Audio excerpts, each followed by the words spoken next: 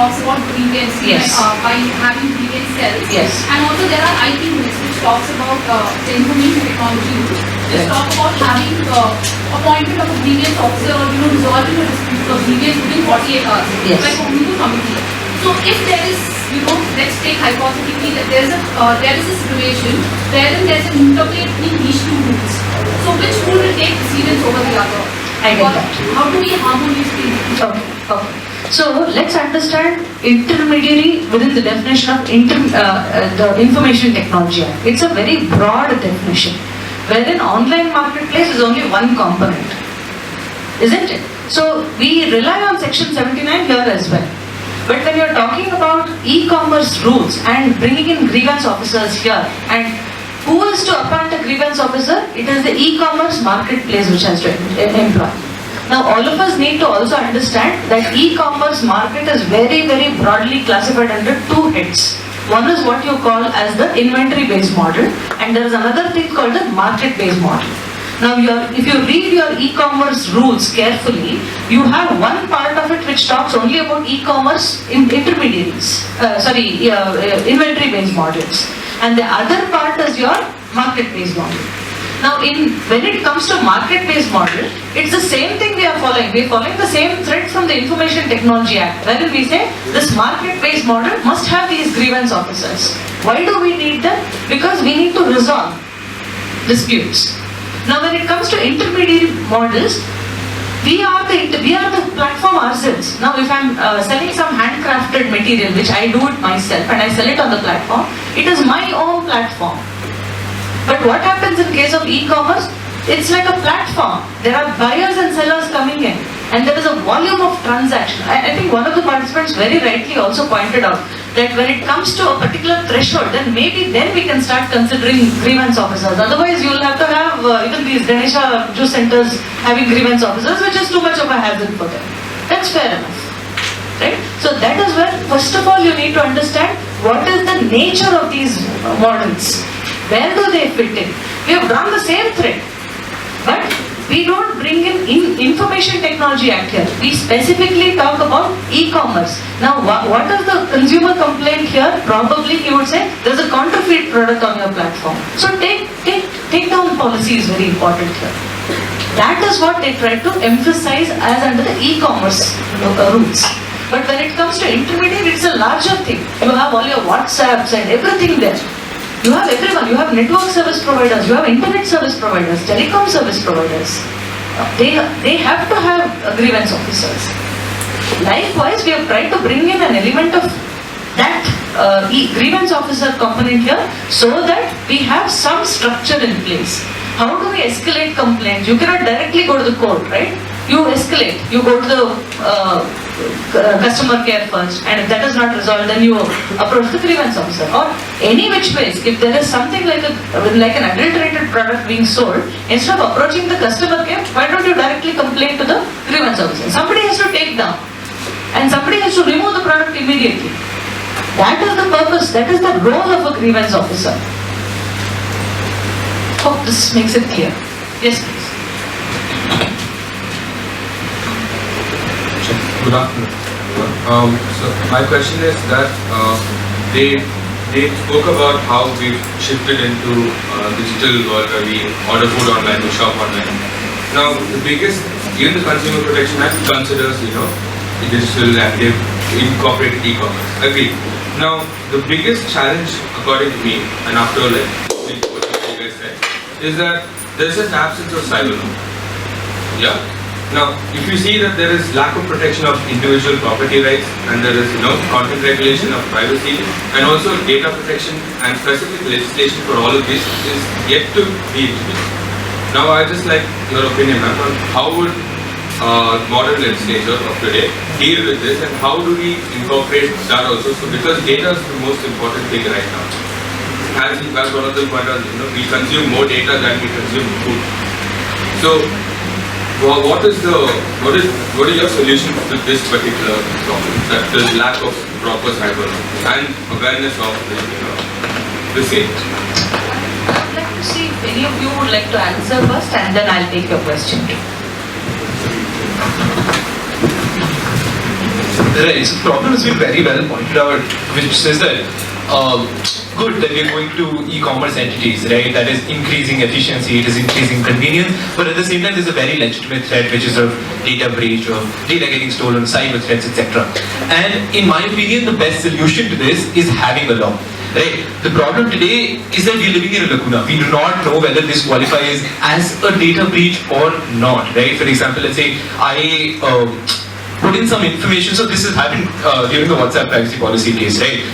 Your data was taken away, and you would get like ads on Facebook regarding stuff which you've talked to your friend about on WhatsApp.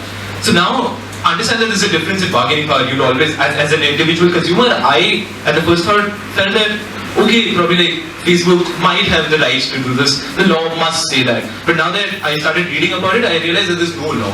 So the first solution to this is to have a law.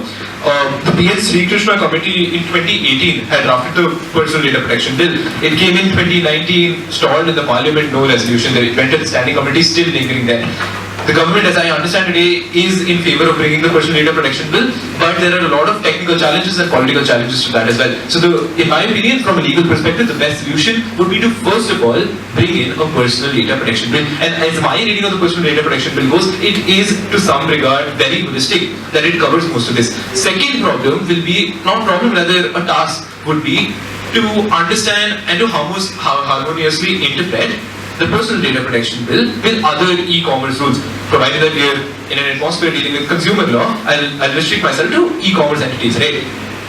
So you understand that the e-commerce entities also has several rules, several significant rules which are not directly related to but are hinting towards the idea of data protection. For example, there are rules, if I'm correct, which talk about the data which the consumer gives in the form of the address, in the form of, let's say, the delivery address, has to be kept very confidential because they understand. Now, this has to be rightly interpreted and read along with the personal data protection bill so that problems which Megha pointed out do not arise. That tomorrow you go up and you're like, okay, wait, I have a problem, but where do I go? Do I approach under the PDP bill or do I go under e-commerce entities? Therefore, this harmonious interpretation will be of utmost requirement. So, two things. First is that we need a law. Second, and this is how it evolves, right? Simply having a law will not solve the problem. Once you have the law, there will be cases, there will be judicial interpretations, there will be new amendments that come to it, and that is how the consumer law essentially came about, right? 1986, we had the first time. We saw more problems coming, we saw judicial interpretation coming, we saw new cases coming, like e-commerce was never a thing then. We saw development, we created a new law. We're seeing development, we're creating new laws, and that is how I feel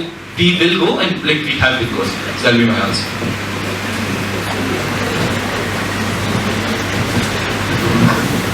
Yeah.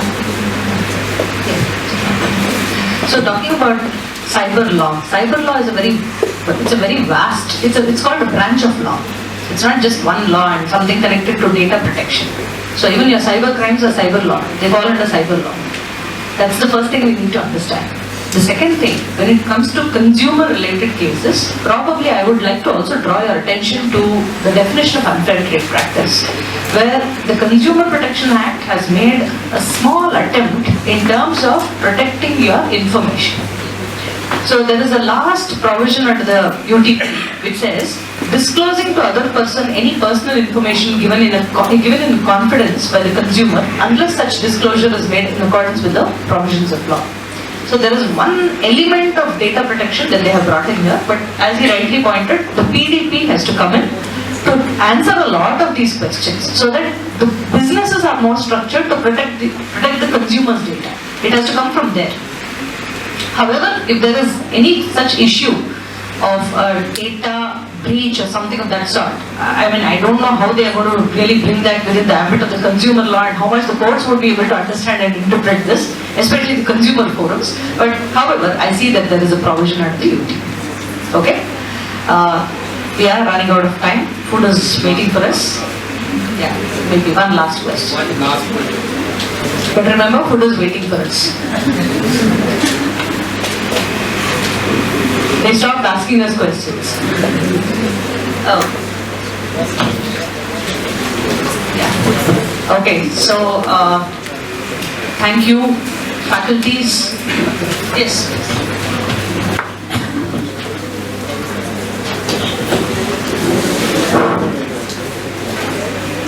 I appreciate everybody spoken about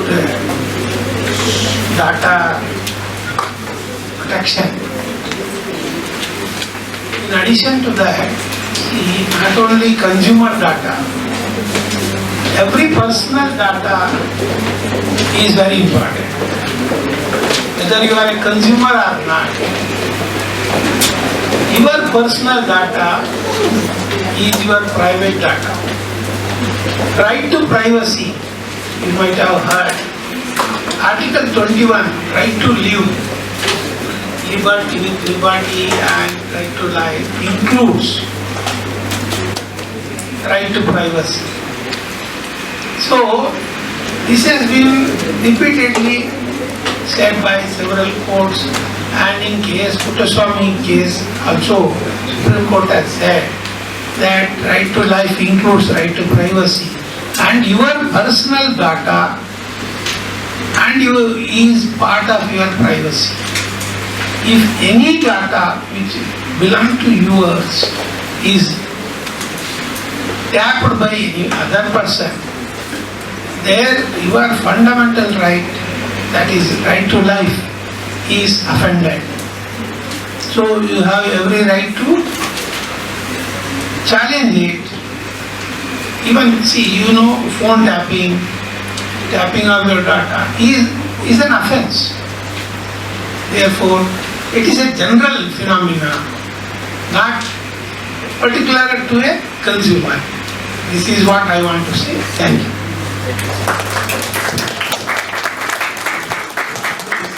Privacy, to add to this, like section 2 clause 47 clause 11 of the CPA 2019, that under the definition of unfair trade practice, if at all the companies disclose any confidential information without the consent of the consumer, it will be called as privacy, like violation of privacy, that is clearly statutorily recognized under the Consumer Protection Act as well. Thank you. I also thank you, Pratima ma'am, for chairing the session on consumer protection in e-commerce sector. Now we are going on to the conclusion remarks. Now I request Dr. Revaya Vadeyar sir, Research Head of Kilpa, Bangalore, to render concluding remarks.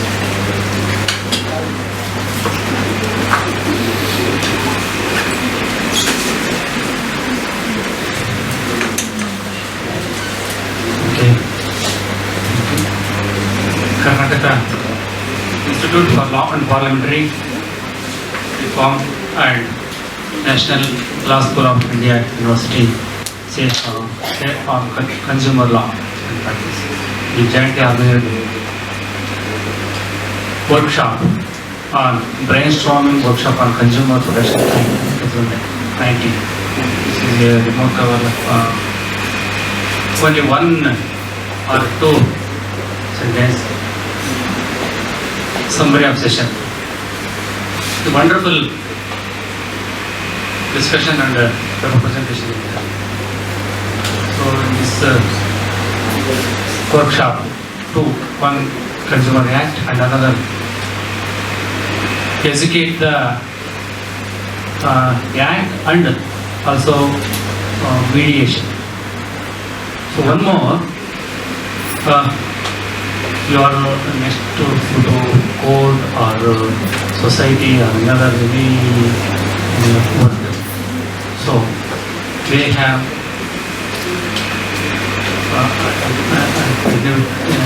in Canada, ಇಂದಿನ ದಿನಗಳಲ್ಲಿ ನೀವು ವಕೀಲರಾಗಿ ಸಮಾಜದ ಜೊತೆಗೆ ಮತ್ತು ಕೋರ್ಟ್ನಲ್ಲಿ ಮತ್ತು ಬೇರೆ ಜೊತೆಗೆ ಸಂಪರ್ಕಿಸಬೇಕಾದ ಸಂದರ್ಭದಲ್ಲಿ ಈ ಆ್ಯಕ್ಟ್ನ ಭಾಗವಾಗಿ ಅಥವಾ ಈ ವರ್ಕ್ಶಾಪ್ನ ಭಾಗವಾಗಿ ಅನೇಕ ವಿಚಾರಗಳನ್ನು ತಿಳ್ಕೊಂಡು ಅಲ್ಲಿ ಮುಂದುವರಿಸಬೇಕಾಗ್ತದೆ. ಹಾಗಾಗಿ ಇಂದಿನ ಈ ವರ್ಕ್ಶಾಪ್ ಏನಾದರೂ ನಿಮ್ಗೆ ಎಜುಕೇಟ್ ಮಾಡಿದ್ದಾಗಿದ್ರೆ ಅದು ಒಂದು ಸಾರ್ಥಕ ಆಗ್ತದೆ. ಜೊತೆಗೆ ನೀವು ಇಲ್ಲಿ ಎಜುಕೇಟ್ ಆಗಬೇಕಾಗ್ತದೆ ಯಾವುದು ಕುರಿತಾಗಿ ಒಂದು ಸೋಷಿಯಲ್ ಲ್ಯಾಂಗ್ವೇಜ್ ಕುರಿತಾಗಿ. ಸೊ ಇಂದಿನ ಈ ಕಾರ್ಯಕ್ರಮದಲ್ಲಿ ಆರಂಭದಲ್ಲಿ ಏನು ನಾಡಗೀತೆಯನ್ನು ಪ್ರೆಸೆಂಟ್ ಮಾಡಲಾಯಿತು. ಸೊ NSLU-ದಲ್ಲಿ ನಾವು ನಿನ್ನೆ ನಾನು ಅಶೋಕ್ ಸರ್ರನ್ನು ರಿಕ್ವೆಸ್ಟ್ ಮಾಡಿದಷ್ಟೇ ನಮ್ಮ ಜೊತೆಗೆ ಇಟ್ ಮೀನ್ಸ್ ನಮ್ಮ ಕರ್ನಾಟಕದ ಜನರ ಜೊತೆಗೆ ಬೆಳೆದುಕೊಂಡು ಇನ್ನೂ ಸ್ವಲ್ಪ ಹೆಚ್ಚಿನ ತಿಳಿವನ್ನು ಈ ಗ್ರಾಹಕರ ಹಕ್ಕುಗಳ ಕುರಿತಾಗಿ ಮಾಡಲಿಕ್ಕೆ ಬನ್ನಿ ಅಂತ ನಾನು ಅವ್ರನ್ನ ಕೋರುತ್ತಾ ಈ ಕುರಿತಾಗಿ ಎಜುಕೇಟ್ ಮಾಡೋದು ಬಹಳ ಇದೆ. ಯಾಕಂದರೆ ಜಿಲ್ಲೆಗಳಲ್ಲಿ ಗ್ರಾಮೀಣ ಪ್ರದೇಶಗಳಲ್ಲಿ ಗ್ರಾಹಕರ ವಿಚಾರ ಕುರಿತಾಗಿ ಎಜುಕೇಟ್ ಆಗಿಲ್ಲ, ಅಲ್ಲಿ ಮಾಡೋದು ಬಹಳ ಇದೆ. ನಾವು ಜಿಲ್ಲಾ ನ್ಯಾಯಾಲಯಗಳಲ್ಲಿ ಜಿಲ್ಲಾ ಕನ್ಸ್ಯೂಮರ್ ಕಮಿಷನ್ಗಳಲ್ಲಿ ನೋಡ್ತಿದ್ದೇವೆ, ಕೆಲವು ಜಿಲ್ಲೆಗಳಲ್ಲಿ ತುಂಬ ಬೆರಳೆಣಿಕೆಯಷ್ಟು ಪ್ರಕರಣಗಳಿವೆ, ಕೇಸ್ಗಳಿವೆ.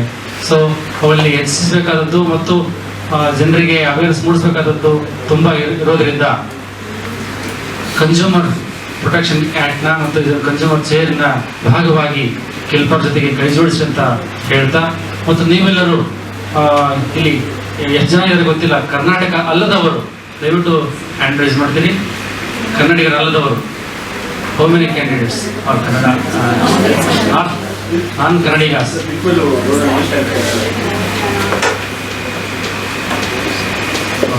ಓಕೆ, ನೀವು ಕೂಡ ಇಲ್ಲಿ ಕರ್ನಾಟಕದಲ್ಲಿ ಇರೋದ್ರಿಂದ, ಕರ್ನಾಟಕದಲ್ಲಿ ಎಜುಕೇಷನ್ ತೆಗೆದುಕೊಳ್ತಾ ಇರೋದ್ರಿಂದ, ಸೊ ಎಲ್ಲ ಕನ್ನಡ ಎಷ್ಟು ಹೇಳ್ತಾ, ಕರ್ನಾಟಕ ಕಾನೂನು ಮತ್ತು ಸಂಸದೀಯ ಸುಧಾರಣಾ ಸಂಸ್ಥೆಯ ಈ ಕಾರ್ಯಾಗಾರವನ್ನು ಇಲ್ಲಿ ಮಾಡಲಿಕ್ಕೆ ಅವಕಾಶ ಮಾಡಿಕೊಡ್ತಕ್ಕಂಥ ಈ ವಿಶ್ವವಿದ್ಯಾಲಯದ ವೈಸ್ ಚಾನ್ಸಲರ್ ಸುದೀಪ್ ಕೃಷ್ಣಸ್ವಾಮಿ ಅವರಿಗೆ ಧನ್ಯವಾದಗಳನ್ನ ಹೇಳಲಿಕ್ಕೆ ಇಷ್ಟಪಡ್ತಿದ್ದೇನೆ. ಜೊತೆಗೆ ಯಾವತ್ತು ನಮ್ಮ ಕಿಲ್ಪರ್ನ ಎಲ್ಲ ಕಾರ್ಯಕ್ರಮಗಳಿಗೆ ಆಶಯ ನೀಡ್ತಾ ಕೆಲಸವನ್ನು ಮಾಡಲಿಕ್ಕೆ ತೊಡಗಿಕೊಂಡಿರ್ತಕ್ಕಂಥ ಪ್ರೊಫೆಸರ್ ಅಶೋಕ್ ಪಾಟೀಲ್ ಸರ್ ಅವರಿಗೆ ನಾವು ಹೃದಯಪೂರ್ವಕವಾಗಿ ಸಂಸ್ಥೆ ವತಿಯಿಂದ ನಾನು ಧನ್ಯವಾದಗಳನ್ನು ಥ್ಯಾಂಕ್ಸ್ ಹೇಳಲಿಕ್ಕೆ ಇಷ್ಟಪಡ್ತಿದ್ದೇನೆ. 2005-6ರಿಂದ ನಮ್ಮ ಜೊತೆಗೆ ಇದ್ದಾರೆ. ನಮ್ಮ ಕಿಲ್ಪರ್ನಲ್ಲಿ 2 ಪುಸ್ತಕಗಳನ್ನು ಅಶೋಕ್ ಸರ್ ಅವರು ಪ್ರಕಟಿಸಿದ್ದಾರೆ. ಒಂದು ಕನ್ಸ್ಯೂಮರ್ ಪ್ರೊಟೆಕ್ಷನ್ ಆಕ್ಟ್ ಮೇಲೆ, ಇನ್ನೊಂದು ಅದೇ ಕನ್ನಡದಲ್ಲಿ ಸುರಕ್ಷಾ ಉತ್ಪನ್ನ ಮಾನಕಗಳು ಅನ್ನುವ ಟೈಟಲ್ ಅಲ್ಲಿ ಪುಸ್ತಕವನ್ನು ಪ್ರಕಟಿಸಿದ್ದಾರೆ. ಸೊ ಹೀಗಾಗಿ ನಮ್ಮ ಜೊತೆಗೆ ಯಾವತ್ತೂ ಇದ್ದಾರೆ, ಇವತ್ತು ಇನ್ನು ಮುಂದೆ ಇರ್ತಾರೆ ಅಂತ ಹೇಳ್ತಾ, ಇನ್ನು ಮುಂದೆ ಇನ್ನೂ ಹೆಚ್ಚಿನ ಕೆಲಸ ಮಾಡೋಣ ಅಂತ ಹೇಳ್ತಾ, ಇನ್ನು ಈ ಕಾರ್ಯಕ್ರಮದಲ್ಲಿ ಪ್ರತಿಮಾ ನಾರಾಯಣ್ ಮೇಡಮ್ ಬಂದಿದ್ದಾರೆ. ಅವರಿಗೂ ಕೂಡ ನಾನು ಈ ಸಂದರ್ಭದಲ್ಲಿ ಕಿಲ್ಪಾರ್ ಅಂಡ್ ಆ್ಯನಲ್ ಐವಿಂದ ಥ್ಯಾಂಕ್ಸ್ ಹೇಳಲಿಕ್ಕೆ ಇಷ್ಟಪಡ್ತಿದ್ದೇನೆ.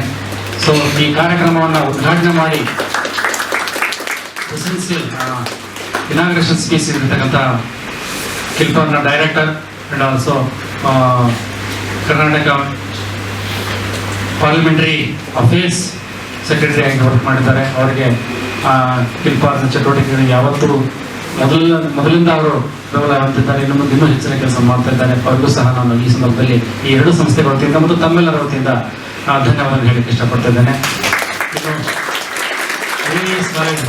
Principles and staff and students ನಿಮ್ಮೆಲ್ಲರಿಗೂ ಇವತ್ತೇನು ಕರೆಗೆ ಹೋಗ್ಬಿಟ್ಟು ಬಂದಿದ್ದೀರಿ, ಒಂದು ಉತ್ತಮವಾದ ಪೇಪರ್ ಪ್ರೆಸೆಂಟೇಷನ್ ನೀಡಿದ್ದೀರಿ. ಮತ್ತು ಜೊತೆಗೆ ನಮ್ಮ ಮೋಟೋ ಏನು ಅಂದರೆ ಸ್ಟೂಡೆಂಟ್ಸ್ ಇನ್ವಾಲ್ವ್ ಮಾಡೋದು, ಜಸ್ಟ್ ಪೇಪರ್ ಪ್ರೆಸೆಂಟೇಷನ್ ಅಂಡ್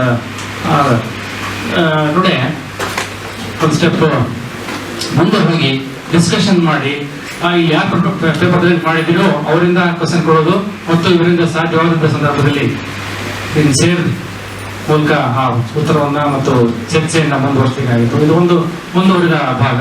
ಇಂತಹ ಚರ್ಚೆಗಳು ನಡೀತಾ ಇದ್ದಷ್ಟು ನಮಗೆ ಯಾರಿಗೆ ಮಾಹಿತಿ ಕೊರತೆ ಇರಬಹುದಂತ ಮಾಹಿತಿ ಲಭ್ಯವಾಗದ ಅಂತ ಹೇಳ್ತಾ ಇಂದಿನ ಈ ಕಾರ್ಯಕ್ರಮ ಇಲ್ಲಿ ಆಯೋಜನೆ ಆಗಿದೆ. ಈ ಆಯೋಜನೆಯ ಭಾಗವಾಗಿ ತಾವೆಲ್ಲರೂ ಒಂದು ಉತ್ತಮವಾದ ತಿಳುವಳಿಕೆ ಪಡ್ಕೊಂಡಿದ್ದೀರಿ ಅಂತ ಭಾವಿಸುತ್ತಾ ಇದೊಂದು ಸಾರ್ಥಕವಾದ ಪ್ರಯತ್ನ ಅಂತ ಅಂದುಕೊಂಡು ಇಲ್ಲಿಂದ ನಾನು ನಿರ್ವಹಿಸುತ್ತೇನೆ. ಜೈ ಹಿಂದ್, ಜೈ Karnataka. In continuation with Vadia sir, my sincere thanks to Kilpar as well as my team. I was in house while playing badminton. My problem has happened to leg. I'm having a plaster, so that's why all arrangements are done by my colleague Akshay, Sanjay, Komala, Ravi Shankar, and my non-teaching staff of the National Law School. My sincere thanks to all of them for making it successful. Before concluding this event, so we would like to share the certificate to the presenter. The participants' certificate will be provided in the outskirts. So firstly, I would like to call Tachi Mathur. dignitaries on the dais.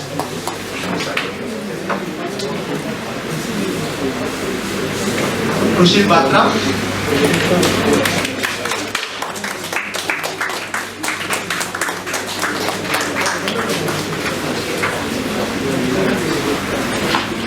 Asta Malipati.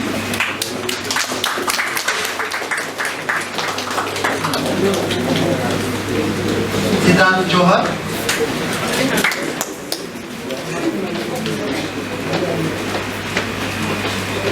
Siddhant.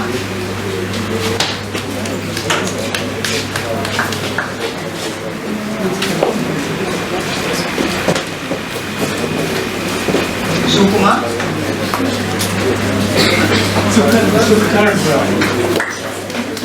Tarun. Allah.